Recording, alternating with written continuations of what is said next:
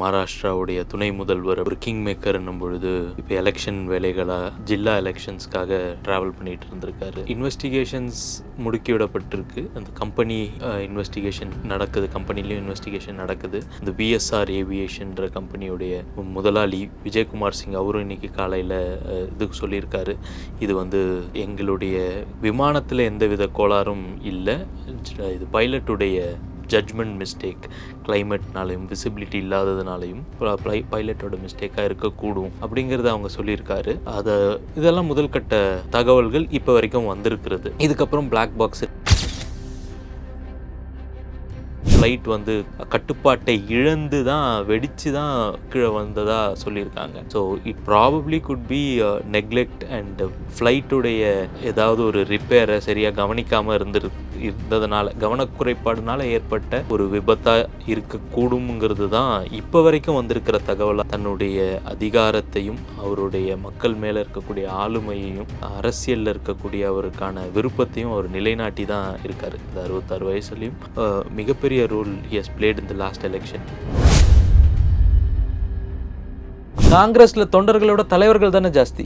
இருக்கிற 100 பேரும் தலைவர். அவங்க வீட்டில் வேலை செய்கிறவங்க, அவங்க வீட்டில் அவங்களோட பழகக்கூடிய நண்பர்களுங்கன்னு ஒரு 200-300 பேர் சேர்ந்து கட்சி தொண்டர்கள். இந்த 300 பேர் சேர்ந்து தமிழகம் முழுக்க எஸ்ஐஆருக்கு எந்த அளவுக்கு பெரிய தாக்கத்தையும் போராட்டத்தையும் ஏற்படுத்த முடியும்னு நீங்க நினைக்கிறீங்க? முடியாது. அதனால அவங்க செய்யல. தமிழ்நாட்டில் காங்கிரஸ்ன்ற ஒரு கட்சி இதை ரெகுலர் பேட்டர்னா வச்சிருக்காங்க. புதுசா வரவர்களை குழப்பி விட்டு அவர்களுடைய நேரத்தை விரயம் பண்ணி அவர்களை குழப்பத்தில் ஆழ்த்துறத ஒரு யுக்தியா கையாளுறாங்க. இந்த மாதிரி தலைவர்கள் தொண்டர்களை விட அதிகமா இருக்கக்கூடிய ஒரு கட்சியை கடந்த 10-20 நாட்களா ஒரு பேசும் பொருளா வச்சிருக்காங்க.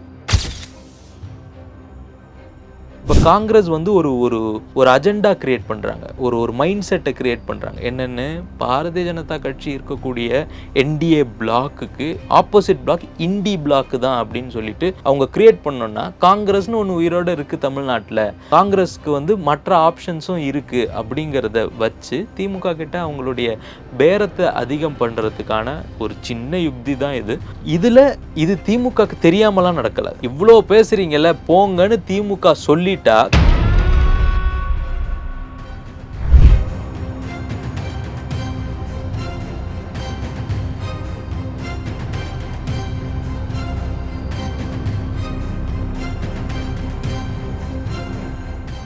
ரியல் ஒன் நேயர்களுக்கு வணக்கம். இன்று நம்முடன் இணைகிறார் அரசியல் விமர்சகர் திரு ராஜசேகர் அவர்கள். வணக்கம் சார். வணக்கம். என்சிபி கட்சியின் தலைவரும் மகாராஷ்டிராவின் துணை முதல்வருமான அஜித் பவார் அவர்கள் விமான விபத்து மூலமாக இறந்திருக்காரு. இந்த விமான விபத்தை எப்படி பார்க்குறீங்க சார்? இது விமான விபத்து அப்படின்னு சொல்கிறாங்க. அது பின்னாடி பல கான்ஸ்பிரசிஸ் வரும். ஆஸ் யூஷுவல் ஒரு பொலிட்டீஷியன், அதுக்கப்புறம் மகாராஷ்டிராவுடைய துணை முதல்வர் அப்படின்னும் பொழுது, ஒரு கிங் மேக்கர் என்னும் பொழுது இப்போ எலெக்ஷன் வேலைகளாக ஜில்லா எலெக்ஷன்ஸ்க்காக ட்ராவல் பண்ணிகிட்டு இருந்திருக்காரு. இதெல்லாம் பொறுத்து பார்க்கும்பொழுது இதை சுற்றி பல கான்ஸ்பிரசிஸ் பேசுகிறவங்க பேச தான் செய்வாங்க. பட் இன்வெஸ்டிகேஷன்ஸ் முடுக்கிவிடப்பட்டிருக்கு. அந்த கம்பெனி இன்வெஸ்டிகேஷன் நடக்குது, கம்பெனிலையும் இன்வெஸ்டிகேஷன் நடக்குது. அந்த விஎஸ்ஆர் ஏவியேஷன்ற கம்பெனியுடைய முதலாளி விஜயகுமார் சிங் அவரும் இன்னைக்கு காலையில் இதுக்கு சொல்லியிருக்காரு. இது எங்களுடைய விமானத்தில் எந்தவித கோளாறும் இல்லை, இது பைலட்டுடைய ஜட்ஜ்மெண்ட் மிஸ்டேக், கிளைமேட்னாலையும் விசிபிலிட்டி இல்லாததுனாலையும் பைலட்டோட மிஸ்டேக்காக இருக்கக்கூடும் அப்படிங்கிறத அவங்க சொல்லியிருக்காரு. இதெல்லாம் முதல் கட்ட தகவல்கள் இப்போ வரைக்கும் வந்திருக்கிறது. இதுக்கப்புறம் பிளாக் பாக்ஸ் ரிட்ரீவ் பண்ணி அதில் இருக்கக்கூடிய டெக்னிக்கல் பேராமீட்டர்ஸ் செக் பண்ணுவாங்க. அதுக்கப்புறம் காக்பிட் வாய்ஸஸ் செக் பண்ணுவாங்க.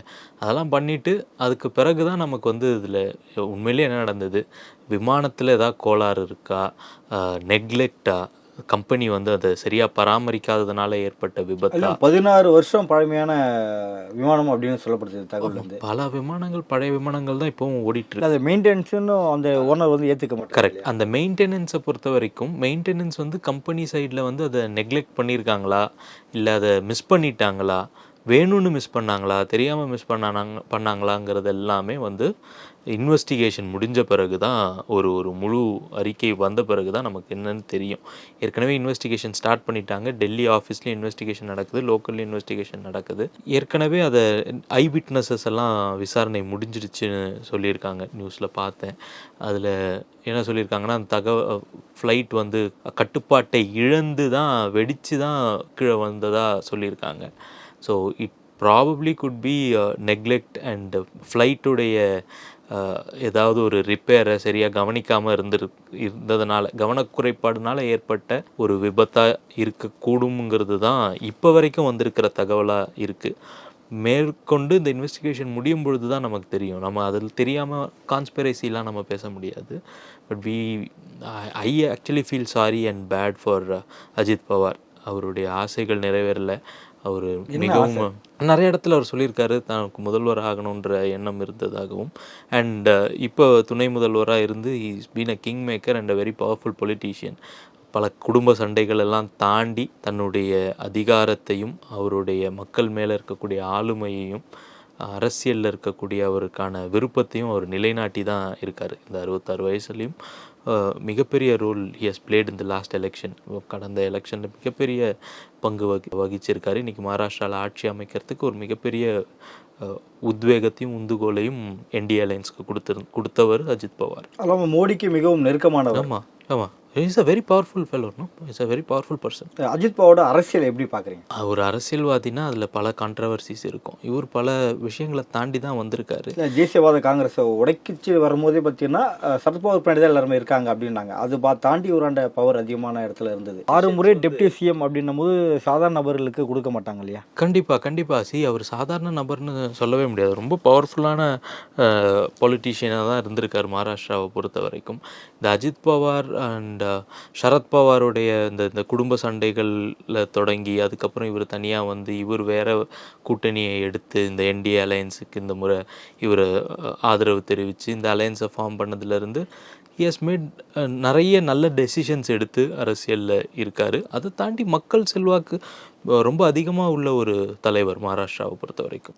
விமான நிறுவனத்தோட உரிமையாளர் சொல்லும்போது பார்த்தீங்கன்னா பைலட்டோட ஜட்ஜ்மெண்ட் மிஸ்ஸிங் அப்படின்ற மாதிரி சொல்லியிருக்காரு. ஸோ இது போல் பைலட்டை தான் அந்த கம்பெனியில் வேலைக்கு வைப்பாங்களா? இல்லைங்க, அப்படி இல்லை. இதில் அந்த விசிபிலிட்டி குறைபாடு அங்கே இருந்ததாக அப்படி இருக்கும் போது ஒரு பைலட்டை மென்ஷன் பண்ணுவாங்க இல்லையா? ஏன்னா ஃப்ளைட் கிராஷிங் நடந்தது பார்த்தீங்கன்னா 8:45 சொல்லப்படுது. ஸோ இதுக்கு முன்னாடி ஒரு மணி நேரம் முன்னாடியே இப்போ நம்ம வண்டியை வந்து எடுத்திருப்பாங்க, அந்த விமானத்தை இயக்கியிருப்பாங்க. அப்பயே வந்து இப்போ பார்த்தீங்கன்னா கடந்த ஒரு 2 வாரமாகவே இந்தியா முழுக்கமாகவே தான் இந்த பொல்யூஷன் இருக்குது. ஸோ பணியால் வர பொல்யூஷன் வந்து அதிகமாகிட்டே இருக்குது. இந்த ஜட்ஜை வந்து இந்த விஷயத்தையாவது பைலட் சொல்லியிருக்கணும் இல்லையா அவர்கிட்ட? 2 விமானிகளும் ஒரு விமானி ஏதாவது ஜட்ஜ்மெண்ட் கொண்டாங்கன்னா இன்னொரு விமானிகள் சீனியர் விமானி இருப்பார் இல்லையா, அவராவது சொல்லியிருக்கணும் இல்லையா? தெரிந்திருக்கும், அவங்க அது தெரிந்திருக்கும், தெரியாமலாம் இருந்திருக்காது. இது எதிர்பாராத நடக்கிற விபத்து தானே. பைலட்டுக்கு என்ன ஆசை இருக்குமா? அவரும் தானே அதில் பாதிக்கப்படுறாரு. ஸோ இது பைலட் மேலே குறை சொல்கிறதுனால எந்த லாபமும் கிடையாது. அங்கே என்ன நடந்ததுங்கிறதுக்கான முழு விவரம் தெரியாமல் இதில் நம்ம வந்து யாரையாவது குற்றப்படுத்தணும்னு நினச்சோன்னா ஈஸி டார்கெட் வந்து அந்த கம்பெனி தான். அவங்க வந்து நெக்லெக்ட் பண்ணாங்களா, அவங்க வந்து மெயின்டெனன்ஸ் கரெக்டாக பண்ணாங்களாங்கிறத தாண்டி வேறு எந்த மாதிரியான ஃபஸ்ட் அஃபென்ஸ் வந்து நம்ம யார் மேலேயும் விரல் நீட்டி சொல்லிட முடியாது. இது இன்வெஸ்டிகேஷன் முடிஞ்சால் காக்பிட்டில் என்ன பேசுனாங்க, என்ன பேராமீட்டர்ஸ், கிட்டத்தட்ட 1000 பேராமீட்டர்ஸ் இருக்குது ஒரு ஃப்ளைட்டில் வந்து இதெல்லாம் கரெக்டாக இருக்கான்னு செக் பண்ணுறதுக்கான ரெக்கார்டிங்ஸ் அத்தனையும் வந்து அந்த பிளாக் பாக்ஸில் தான் இருக்கும். ஸோ அதெல்லாம் இப்போ ரிட்ரீவ் பண்ணி பார்த்த பிறகு தான் தெரியும் எத்தனை பேராமீட்டர்ஸில் வந்து மெயின்டெனன்ஸ் இல்லை, என்ன ப்ராப்ளம் அப்படிங்கிறது. 2வது காக்பிட்டில் அவங்க என்ன பேசிக்கிட்டாங்க, அந்த கிராஷ்க்கு முன்னாடி என்னெல்லாம் நடந்ததுங்கிறது அதை ரிட்ரீவ் பண்ண பிறகு அந்த இன்வெஸ்டிகேஷன் முடிஞ்ச பிறகு தான் அந்த தகவல்லாம் வெளில வரும். இல்லைனா செய்திகளை நம்ம தொடர்ந்து பார்க்கும் பொழுது சில தகவல்கள் வர்றதுக்கான சாத்தியக்கூறுகள் இருக்குது. அது இல்லாமல் பைலட்டுக்கு வந்து எக்ஸ்பீரியன்ஸ் இல்லாமல் ஒரு பைலட்டாக இருக்க போகிறது இல்லை. எக்ஸ்பீரியன்ஸ் இல்லாமல் இந்த மாதிரி தனி விமானம் ஒரு விஐபிக்கு எடுக்கிறதுக்கான அனுமதி அவருக்கு கொடுக்கப்பட போகிறது கிடையாது.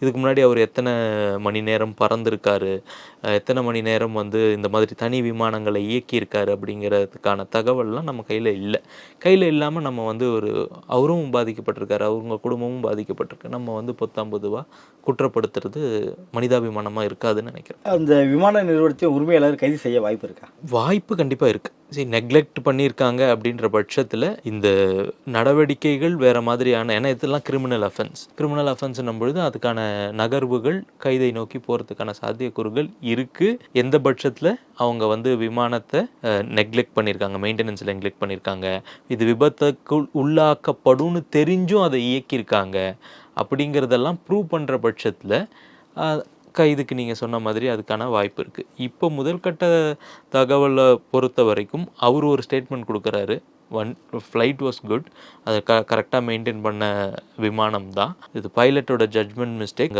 விசிபிலிட்டி இல்லாதது தான் அதோட காரணம் அப்படிங்கிறத அவர் சொல்லியிருக்காரு. ஸோ இதெல்லாம் இன்வெஸ்டிகேஷன் லூப்பில் வரும் இல்லையா, இதுக்கப்புறம் தான் அந்த விசாரணை முடிந்த பிறகு தான் அதோட நகர்வு எப்படி போகும்னு தெரியும். பட் சட்டப்படி நீங்கள் கேட்டதுக்கான சாத்தியக்கூறுகள் இருக்குது. டிடிவி வந்து என்டிஏ கூட்டணிக்குள்ளே வரதுக்கு எனக்கு எந்த ஒரு அழுத்தமும் கொடுக்கல, ஒரே நோக்கம்தான் திமுக வீழ்த்தப்படணும், அதனால தான் நான் இந்த கூட்டணி இணைஞ்சேன் அப்படின்னு சொல்லியிருந்தார். அதுக்கப்புறம் பார்த்தீங்கன்னா தாவேக்கால இணைஞ்ச செங்கோட்டையன் அவர்கள் என்ன சொல்லியிருக்காருன்னா, டிடிவி அவர்கள் இந்த கூட்டணிக்கு வரதான் விரும்பினார், ஆனால் கூட்டணின்னு பேசினாலே டெல்லியிலேருந்து ஆள் இங்கே வந்துடுறாங்க அப்படின்ற மாதிரி ஒரு விஷயத்த சொல்லியிருக்காரு. ஸோ விஜயுடன் கூட்டணி வச்சா மிரட்டப்படுறாங்களா? சரி, ஒரு பையனும் ஒரு பொண்ணும் காதலிக்கிறாங்கன்னு வைங்க, அப்பா அம்மா கூப்பிட்டு கேட்டாங்கன்றதுனால இல்லை, நான் சொல்கிறேன், ஒரு அப்பா அம்மா கூப்பிட்டு விசாரிக்கும் பொழுது பொண்ணு இல்லைன்னு சொல்லிட்டு பையன் மட்டும் ஆமான்னு சொன்னால் நீங்கள் இங்கே என்ன முடிவு எடுப்பீங்க? பையன் மேலே தப்பு சொல்லுவீங்களா, பொண்ணு மேலே தப்பு சொல்லுவீங்களா? பையனை தான் சொல்லுவீங்க. அவள் தான் இல்லைங்கிறால, நீ தான் வேணுங்கிறன்ற மாதிரி தானே சொல்லுவாங்க. அதே நிலைமையில தான் செங்கோட்டையன் இருக்காரு. அவர் சொல்லி அதை இவர் டிடிவி அவர்கள் வந்து நிராகரிச்சிருக்காரு. கூட இதுக்கு முன்னாடி காலத்தில் பார்த்தீங்கன்னா விஜயை பற்றி நல்ல அபிப்பிராயம் தொடர்ந்து டிடிவி வந்து சொல்லிட்டு வந்தார். ஆமாம், அவருக்கு விருப்பம் இருந்திருக்கலாம், ஆனால் கடைசியாக அவர் என்ன முடிவு எடுக்கிறாரு, அதை அவர் என்ன இல்லை, டெல்லியிலேருந்து மிரட்டது உண்மையா இல்லையா? டெல்லி மிரட்டுவாங்களா இந்த போல விஷயத்தில்? இல்லை, யாருக்குமே ரெண்டு பக்கமே வின் சிச்சுவேஷன் இருக்கும் பொழுது தான் ஒரு முடிவுகள் எடுக்கப்படும். வெறும் மிரட்டல்களால் அரசியல் ஆதாயங்கள் இங்கே கிடைக்கிறது கிடையாது. வெறும் மிரட்டல்களால் ஒரு கூட்டணி அமைச்சு வெற்றிகள் வந்து கிடைக்க போகிறது கிடையாது. இதில் எந்த கூட்டணிக்கு போனால் சரி, தாவேக்காவுடைய கூட்டணிக்கு டிடிவி தினகரன் வந்திருந்தாருன்னா மிகப்பெரிய வெற்றியை தாவேக்காவும் அமமுகவும் எட்டி பறிக்கும் அப்படின்ற ஒரு நம்பிக்கை இருந்திருந்தா அவர் என்டிஏக்கு போயிருக்க மாட்டார் தானே. அவர் என்டிஏல இருக்கிற பட்சத்தில் இங்கே வந்து ஒரு ஆட்சி அமைக்க முடியும், இங்கே வந்து ஆட்சியும் அதிகாரத்தையும் கைப்பற்றுறதுக்கான சாத்தியக்கூறுகள் அதிகமாக இருக்குது, நிறைய சட்டமன்ற உறுப்பினர்களை உருவாக்குறதுக்கான நம்பிக்கை இருக்குது அப்படின்ற பட்சத்தில் அவர் என்டிஏக்கான முடிவை எடுப்பார். இது அவருடைய கட்சி, அவருடைய முடிவு. அமமுகவில் ப்ராமினன்ட் லீடர் ஒரு ஆள் தான், ஒரு நபர் தான், டிடிவி தினகரன் மட்டும்தான், அவர் எடுக்கிறது தான் முடிவு. அடிமட்ட தொண்டர்கள் அதிமுக வேண்டாம், எடப்பாடி பழனிசாமியுடைய அதிமுக நமக்கு வேண்டாம், எடப்பாடி பழனிசாமி வந்து பதவி நீக்கணும் அப்படிங்கிறதுக்காக தான் அமமுகவே வந்து உருவாக்கினது, அதனால் எங்களால் அவங்களோட சேர்ந்து வேலை செய்ய முடியாதுன்னு அமமுக தொண்டர்களே சொன்னாலும் இது பசித்தவன் கருத்தெல்லாம் சபையேறுமாங்கிற மாதிரி தான் இருக்கும். இப்போ கட்சியோட முதலாளி, கட்சியோட தலைவர், அவர் என்ன முடிவு எடுக்கிறாரோ, அவருடைய சகாக்களுக்கு என்ன வந்து அவருக்கும் அவருடைய சகாக்களுக்கு என்ன லாபகரமான விஷயம், என்ன வந்து ப்ராஃபிட்டபுளாக இருக்கும், என்ன வந்து ப்ராஸ்பரஸாக இருக்குங்கிறத பொறுத்து தான் அவர் முடிவு எடுக்க முடியும். அந்த முடிவு அவர் எடுத்திருக்காரு. அவருக்கு இது பெட்டர்னு தோணியிருக்கு, அந்த முடிவு அவர் எடுத்திருக்காரு. இப்போ என்டிஏ கூட்டணிக்கு போன டிடிவி தினகரன் வந்து இல்லை எனக்கு விஜய் கூட தான், தாவேக்கா கூட தான் கூட்டணி வைக்கணும்னு ஆசைன்னு சொல்கிறது வந்து அவருக்கு தானே நஷ்டம். அப்போ அவர் அதை சொல்ல மாட்டார் தானே. Same thing. சில நாட்களுக்கு முன்பு வரை பார்த்தீங்கன்னா காங்கிரஸ் தாவேக்கா கூட தான் கூட்டணி வரும் அப்படின்ற சுச்சுவேஷனை காங்கிரஸ் ஆட்களே ஏற்படுத்தியிருந்தாங்க. ஆனால் இப்போ பார்த்தீங்கன்னா திமுகவுடன் பேச்சுவார்த்தை தொடங்க இருக்குது அப்படின்ற தகவல்கள் வெளியாகிட்டே இருக்குது. ஸோ காங்கிரஸோட இந்த தாவேக்காவை குழப்பக்கூடிய மனநிலை எப்படி பார்க்குறீங்க? காங்கிரஸ் வந்து தமிழகத்தில் வாக்குகளே இல்லாத ஒரு கட்சி, மிக குறுகிய ரொம்ப சொற்ப வாக்குகள் உள்ள ஒரு கட்சி தான் காங்கிரஸ். ஆனால் இருந்தாலும் ஆட்சியில் பங்கு கேட்குற ஒரு தில்லு அவங்ககிட்ட இருக்கு. தில்லுலாம் இல்லை, நான் சொல்கிறேன், இந்த காங்கிரஸ் வந்து வேற எந்தவித மக்கள் அரசியலும் பண்ணாத ஒரு கட்சி. கடந்த 5 ஆண்டுகளில் நீங்கள் விடுதலை சிறுத்தைகள் கூட எடுத்துக்கோங்க, அவங்களும் அதே கூட்டணியில் தான் இருக்காங்க. ஏதோ ஒரு சில மக்கள் பிரச்சனைகளை அவங்க முன்னெடுத்து பேசுகிறாங்க, மக்களோட தொடர்பில் இருக்காங்க. பட் காங்கிரஸ் அந்த மாதிரி எந்த விதமான தொடர்புலையும் இருக்கிறது கிடையாது. ஈவன் இந்த எஸ்ஐஆர் இஷ்யூவே காங்கிரஸ் எவ்வளோ பெரிய பூதாகரமான ஒரு விஷயமா மாற்றிருக்கணும். இப்போ நீங்கள் பீகாரில் பார்த்தீங்கன்னா 7.5 கோடி மக்கள் இருக்காங்க, 65 லட்சம் வாக்காளர்கள் வந்து அதிலிருந்து எஸ்ஐஆரில் நீக்கப்பட்டிருந்தாங்க. அதுக்கு பீகாரில் எவ்வளோ பெரிய பிரச்சனையை ராகுல் காந்தி முதற்கொண்டு எல்லாரும் செய்தாங்க. இங்கே தமிழ்நாட்டில் எடுத்திங்கன்னா 6 கோடி வாக்காளர்கள் தான், அங்கே 7.5 கோடி வாக்காளர்கள், இங்கே 6 கோடி வாக்காளர். இங்கே 95 லட்சம் வாக்காளர்கள் வந்து நீக்கப்பட்டிருக்காங்க. நியாயமாக காங்கிரஸ் வந்து ஒரு வலுவான கட்சின்னா இந்த இடத்துல எஸ்ஐஆரை எதிர்த்து ஒரு மிகப்பெரிய அரசியல் பண்ணியிருக்கணுமா இல்லையா? அஸ் அ காமன் மேன், ஒரு காமன் சென்ஸோடைய ஒரு கொஸ்டின் செய்திருக்கணும். இதை நீங்கள் இந்தியா முழுக்க பண்ணணும்னு ட்ரை பண்ணுறீங்க, பீகாரில் பண்ணியிருக்கீங்க, மற்ற இடத்துலையும் பண்ணியிருக்கீங்க. ஏன் தமிழ்நாட்டில் இதை பற்றி வாயே திறக்கல? திமுக பண்ணலை, அது உங்கள் பஞ்சாயத்து கிடையாது. காங்கிரஸ் தானே பிஜேபி எதிர்க்குது. பிஜேபிக்கு மாற்று காங்கிரஸா திமுகவா? காங்கிரஸ் தானே, எதிர்கட்சி காங்கிரஸ் தானே. அப்போ காங்கிரஸ் இதை இங்கே முன்னெடுத்திருக்கணுமா இல்லையா? இங்கே ஏன் எடுக்கல? இது தலைவர்கள் முன் வரல அப்படின்றீங்களா? இங்கே தொண்டர்களே இல்லையே. காங்கிரஸ்ல தொண்டர்களோட தலைவர்கள் தானே ஜாஸ்தி. இருக்கிற 100 பேரும் தலைவர், அவங்க வீட்டில் வேலை செய்கிறவங்க, அவங்க வீட்டில் அவங்களோட பழகக்கூடிய நண்பர்களுங்கன்னு ஒரு 200-300 பேர் சேர்ந்து கட்சி தொண்டர்கள். இந்த 300 பேர் சேர்ந்து தமிழகம் முழுக்க எஸ்ஐஆருக்கு எந்த அளவுக்கு பெரிய தாக்கத்தையும் போராட்டத்தையும் ஏற்படுத்த முடியும்னு நீங்கள் நினைக்கிறீங்க? முடியாது. அதனால் அவங்க செய்யலை. இதே விஷயம் 2021 நீங்கள் யோசிச்சு பார்த்தீங்கன்னா இதே தான் நடந்தது. மக்கள் நீதி மையம் வந்து ஒரு கூட்டணி அமைக்கிறாங்க, நல்லவர்கள் கூட்டணி அப்படின்னு சொல்லிட்டு ஒரு ஃபார்ம் பண்ணுறாரு. காங்கிரஸ் வந்து கடைசி வரைக்கும் அங்கே தான் வரோன்ட்டு பேசி எங்களுக்கு 60 சீட் வேணும், 70 சீட் வேணும். கமல்ஹாசனும் வந்து, நாங்களும் அந்த டைமில் அவங்களோட நெருக்கமாக தொடர்பில் இருந்தேன். மக்கள் நீதி மையம் கூட்டணி அந்த ஃபார்மேட்டில் அவங்களோட ரொம்ப நெருங்கி இருந்ததுனால எனக்கு நிறைய விஷயம் தெரியும் அங்கே என்ன நடந்தது. காங்கிரஸ் வந்து இன்னைக்கு சாயந்தரம் காங்கிரஸோட மீட்டிங், நாளைக்கு காலையில் காங்கிரஸோட மீட்டிங், இப்படியே வேட்புமனு தாக்கல் பண்ண ஆரம்பித்து 10 நாளுக்கு இழுத்துட்டாங்க. அதனாலே அவங்களால கேண்டிடேட் கண்டுபிடிக்க முடியாத ஒரு சூழ்நிலையை மக்கள் நீதி மையத்தை தள்ளினாங்க. இல்லை, அந்த தேர்தலில் மக்கள் நீதி மையம் தனியாக ஒரு கூட்டணி ஃபார்ம் பண்ணால் நிற்க சொல்லி காங்கிரஸ் தான் தலைமையிலேருந்து டெல்லியிலேருந்து சொல்லி ஒரு குறிப்பிட்ட அமௌண்ட்டை கொடுத்ததா சொல்கிறாங்க. அது உண்மையா? அப்போ அது நமக்கு தெரியாது. அது உண்மையா பொய்யா? கமல்ஹாசன் போய் ராகுல் காந்தி கிட்ட இருந்து கேஷாக வாங்கினாரா இல்லை செக்காக வாங்கினாரா, அவர் ஐடி கட்டுற ஒரு டிடியாக வாங்கினாராங்கிறதுலாம் நமக்கு தெரியாது. ஓகே, என்ன சொல்கிறேன், தமிழ்நாட்டில் காங்கிரஸ்ன்ற ஒரு கட்சி இதை ரெகுலர் பேட்டர்னாக வச்சுருக்காங்க. புதுசாக வரவர்களை குழப்பி விட்டு அவர்களுடைய நேரத்தை விரயம் பண்ணி அவர்களை குழப்பத்தில் ஆழ்த்துறத ஒரு யுக்தியாக கையாளுறாங்க. 1. 2, இந்த மாதிரி தலைவர்கள் தொண்டர்களை விட அதிகமாக இருக்கக்கூடிய ஒரு கட்சியை கடந்த 10-20 நாட்களாக ஒரு பேசும் பொருளாக வச்சுருக்காங்க. வச்சிருக்காங்க அரசியல் பேச்சுக்காகவா? ஆமா, நாங்க இருக்கிறோம், நாங்க உயிரோட தான் இருக்கிறோம் அப்படின்றத எப்படி காட்டுறது? ஒரு வென்டிலேட்டர்ல இருக்கிற ஒரு பேஷண்ட் சும்மா கையை அசைச்சாருன்னா அவர் உயிரோட இருக்காரு, இன்னொரு 10 நாள் வென்டிலேட்டர்ல வைக்கலாம்னு தோணும் இல்லையா? அதே மாதிரி தான் காங்கிரஸ் வந்து சும்மா கையை அசைச்சிட்டு இருக்கு. சரி, காங்கிரஸுக்குன்னு தனியான ஒரு ஓட்டு சதவீதம் கடைசியா ப்ரூவ் பண்ணது ஐ திங்க் 2014 MP தேர்தலில் ஒரு 5% வாக்குகள் வாங்கியிருந்தாங்க. அதுதான் அவங்க கடைசியாக தனித்து தேர்தலில் நின்று வாங்கின வாக்குகள்.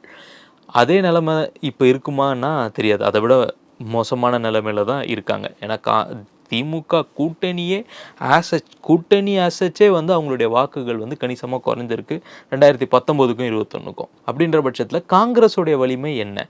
இப்போ காங்கிரஸ் வந்து ஒரு அஜெண்டா கிரியேட் பண்ணுறாங்க, ஒரு மைண்ட் செட்டை கிரியேட் பண்ணுறாங்க. என்னென்னு, பாரதிய ஜனதா கட்சி இருக்கக்கூடிய NDA பிளாக்குக்கு ஆப்போசிட் பிளாக் இண்டி பிளாக்கு தான் அப்படின்னு சொல்லிட்டு அவங்க கிரியேட் பண்ணோன்னா, காங்கிரஸ்னு ஒன்று உயிரோடு இருக்குது தமிழ்நாட்டில், காங்கிரஸ்க்கு வந்து மற்ற ஆப்ஷன்ஸும் இருக்குது அப்படிங்கிறத வச்சு திமுக கிட்ட அவங்களுடைய பேரத்தை அதிகம் பண்ணுறதுக்கான ஒரு சின்ன யுக்தி தான் இது திமுகக்கு தெரியாமலாம் நடக்கல. இவ்வளோ பேசுறீங்கல்ல, போங்கன்னு திமுக சொல்லிட்டா காங்கிரஸோட நிலைமை என்ன?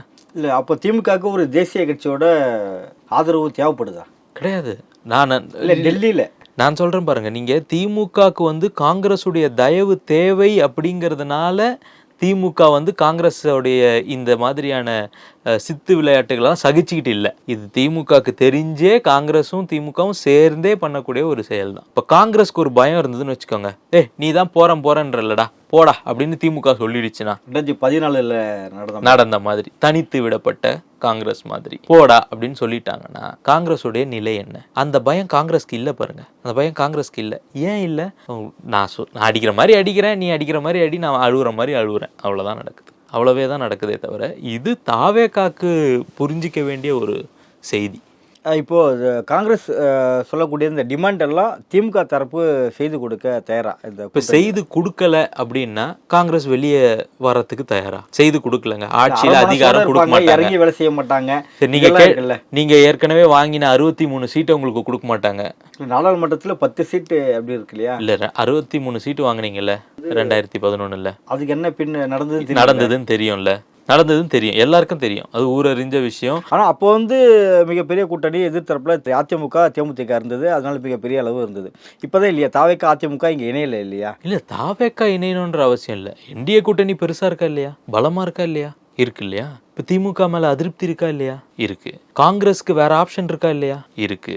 வேற ஆப்ஷன் இருக்குல்ல காங்கிரஸ்க்கு, தாவேக்கா அப்படின்னு அவங்களாவது சொல்லிக்கிறாங்கல்ல. சொல்லிக்கிற அளவுக்காவது ஒரு இன்னொரு மாற்று சக்தின்னு ஒண்ணு இருக்கு இல்லையா?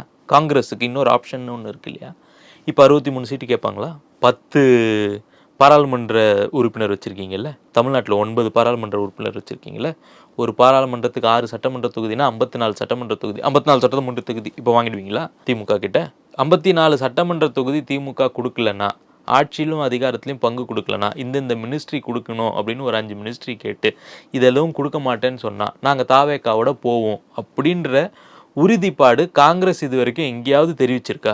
எந்த ஒரு காங்கிரஸ் தலைவராவது? அப்ப திமுக என்ன சொன்னாலும் காங்கிரஸ் கேட்டுக்கிட்டு அந்த கூட்டணியில் தான் இருக்கணும். நீங்க கேட்கிற இந்த பிரச்சனையை உண்டு பண்ணின மாணிக் தாக்கூர் ஆகட்டும், அக்கா ஜோதிமணி ஆகட்டும், இதுவரைக்கும் யாராவது இந்த மாதிரியான கூட்டரை தெரிவிச்சிருக்காங்களா? காங்கிரஸ் வலிமையான கட்சி, காங்கிரஸ் இருக்கிற கூட்டணி தான் வெல்லும், காங்கிரஸ் இருக்கிற கூட்டணி தான் பாரதிய ஜனதா கட்சிக்கு எதிர், பாரதிய ஜனதா கூட்டணிக்கு எதிர் அப்படின்லாம் பேசுறாங்கல்ல. திமுக இந்த டிமாண்ட், இதுதான் எங்களோட டிமாண்ட், இந்த டிமாண்டுக்கு திமுக ஒத்துக்கலன்னா இன்னைக்கு சாயந்தரம் நாங்கள் அதிலிருந்து வெளில வரோம், இந்த கூட்டணியிலேருந்து வெளியே வரோம் அப்படிங்கிற ஸ்டேட்மெண்ட்டை கொடுக்குற வரைக்கும், அப்படிங்கிற ஸ்டேட்மெண்ட்டை கொடுத்தாலே அவனுங்களை நம்ப முடியாது, கொடுக்குற வரைக்கும் சுத்தமாக நம்ப முடியாது. நடப்பு அரசியல் குறித்து பல்வேறு கருத்தில் இப்போ மிக்க நன்றி சார். தேங்க்யூ.